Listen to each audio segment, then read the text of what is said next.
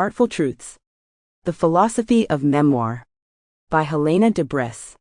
Published by the University of Chicago Press. Chapter 1. What is memoir?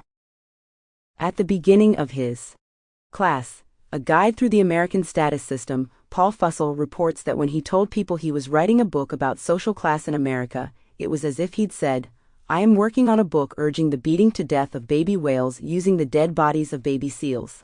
I didn't quite get that response when I informed people at parties that I was writing a book on the ethical and metaphysical issues that arise when writing a memoir, but the replies were always animated. Some people, usually men, sniffed, "Oh, memoirs, I don't read them." Others rolled out a combination of, "Everyone's writing a memoir these days, aren't they? Did you hear about that guy who faked his? I can't remember what I did last Tuesday, and I could never do that to my family." Some dove right into the questions I was starting to mull over myself. What's the difference between a memoir and an autobiography? Isn't the border between fiction and nonfiction pretty fuzzy? Does it matter if a memoir is true if it's a work of art? And, do you have a right to tell your story even if it hurts others? Then there were the people, my favorites, whose eyes lit up, who launched into a list of all their favorite memoirs ever, and who got out their phones so they could note down as many more titles as I could manage to recommend after 2 martinis.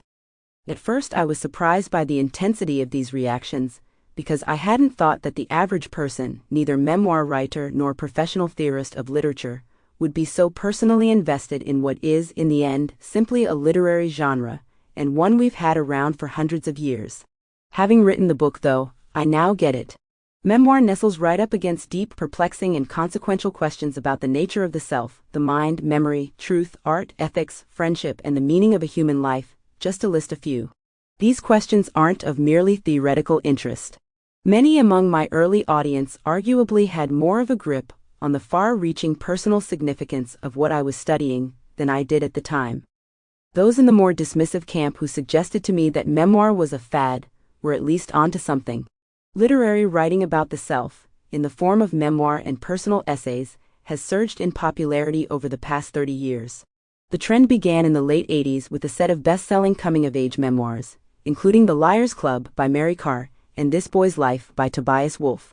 It gathered current in the 90s with more works in the same traditional vein, including Frank McCourt's blockbuster Angela's Ashes, and later more daring experiments by writers like Dave Eggers, a heartbreaking work of staggering genius, and Lauren Slater's Lying. And the flood reached what some would call natural disaster status by the early 2000s, dragging with it James Frye's Fraudulent Addiction memoir, A Million Little Pieces, and Tony Bentley's The Surrender, a heartfelt. Sample complete. Ready to continue?